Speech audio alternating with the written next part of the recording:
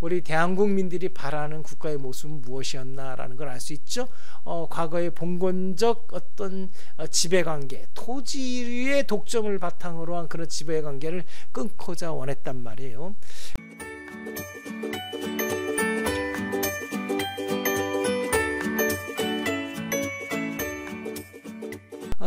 여기서 이제 이런 어떤 과거 얘기만 끝내는 게 아니고요. 우리나라의 이런 어떤 봉건적 신분관계가 이제 그 이후에 우리 현재의 삶에도 영향을 미치는 것까지 좀 참고로 얘기할 수밖에 없네요.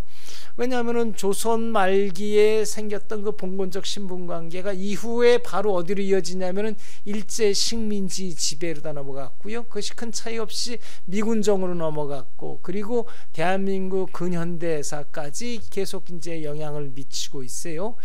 실제로 우리나라의 어떤 그 토지제도를 갖다 토지에 관한 어떤 법률적 사건을 다루다 보게 되면은 손쉽게 우리 토지의 근간, 토지의 누가 소유권이냐 뭐 이런 근간이 어디로 이어지냐면 1910년 1920년대에 일제시대 때 작성된 토지조사부, 임야조사부에다가 그 조사부를 증거자료로 제출하고 그걸 기초로 우리나라의 토지제도가 이제 전개되는 걸 볼 수 있단 말이에요.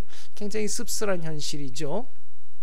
사실 우리나라가 이제 국가가 이제 그 정부가 수립되면서 재헌호법을 제정할 때 101조에서는 무슨 얘기를 하냐면은 이러한 어떤 조선 말기의 어떤 봉건적 신분 사회를 깨트리기 위한 어떤 조항들을 두고 있다고요. 101조에 보게 되면은 이 헌법을 제정한 국회는 단기 4278년 8월 15일 이전에 악질적인 반민족 행위를 처벌하는 특별법을 제정할 수 있다라고 이제 규정을 뒀는데, 이는 단순히 친일 세력을 척결해야 한다는 어떤 정치적 의미도 있지만 그것을 넘어서서 당시 친일 세력이 토지 독점을 매개로 형성한 봉건 사회의 신분관계의 고리를 끊어야 한다는 의미로다가 이제 이것을 이해해야 돼요.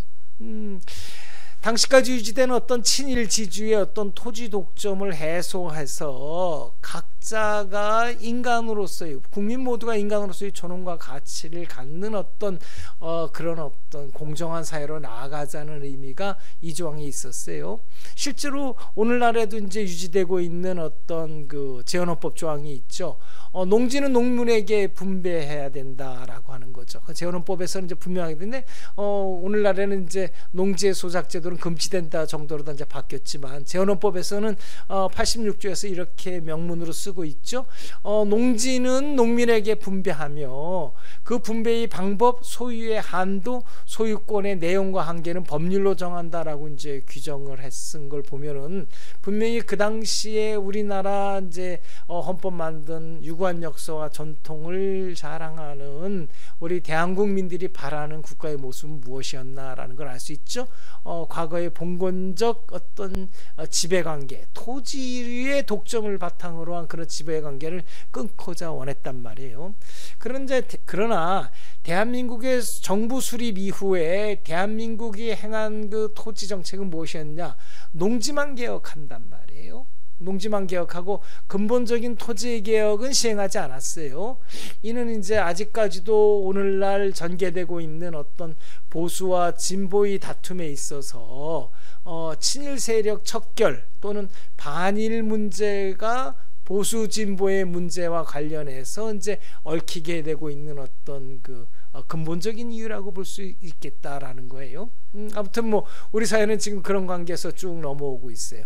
아직도 이제 우리 사회의 어떤 그 공정한 사회의 어떤 논의는 이런 부분도 이제 같이 논의가 될 수밖에 없는 상황인데, 그 바람직한 해결 방법이 무엇인지는 오늘날 이제 우리의 과제라고 볼 수 있다고 하겠어요. 봉건 사회가 이제 국가 권력과 이제 기란 관계죠. 어떤 힘이 국가 권력이 세지면 봉건 사회가 이제 줄어들고 또 국가 권력이 약화된 봉건 사회가 이제 커지는 이런 관계에 놓여 있다는 것은 봉건 사회의 형태가 다양한 모습을 띠고 있어서 그 봉건 사회의 개념 정의가 어렵다는 그 이유를 이제 설명하는 이유가 될 수가 있겠죠. 국가의 중앙 왕권이 얼마나 강력한지 아니면 얼마나 약한지, 그거에 따라서 또 그렇게 약해졌을 때 또 중앙의 군주가 지방 영주와 어떤 협력 관계를 갖는지, 그때 협력을 관계를 가질지 그냥 지방을 방치하는지, 협력 관계를 가질 때 중앙의 권력을, 공권력을 일부 또 지방 영주에게 이제 위임할 수도 있단 말이에요. 그러면 이 위임할 때의 위임하는 정도에 따라서 이제 영주가 때로는 봉건사회에서 단순한 계약 관계를 넘어서서 국가 권력의 일부를 행사하는 형태가 될 수도 있단 말이에요.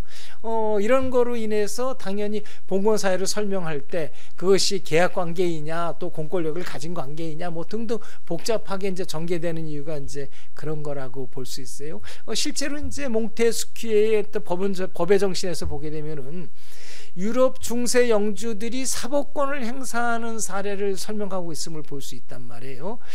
이런 거죠. 유럽 중세에서의 영주는 그 봉토에서 재판할 권한을 갖고 있었는데 그것은 백작이 백장령에서 재판할 권한을 갖고 있었던 것과 같다라고 이런 표현이 나온단 말이에요. 이런 걸 보게 되면 이제 우리가 이제 봉건사회를 설명할 때 단순히 계약 관계만으로 끝난다 이렇게 설명을 못하는 이유가 이제 여기 있는 거죠.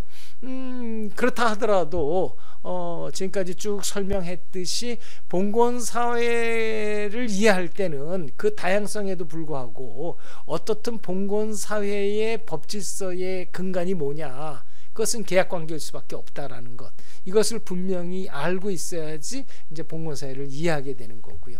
또 이렇게 봉건사회를 계약사회로 이해할 때 우리가 자유롭다라고 하는 계약이 얼마나 위험한 어떤 그 사회적 약자에게는 위험한 어떤 무기로 돌변할 수 있다, 계약이 무기로 돌변할 수 있다는 것도 이제 우리가 깨달을 수 있게 되는 거죠. 봉건사회 교훈에 대해서는 또 단락을 나눠서 살펴보도록 할게요.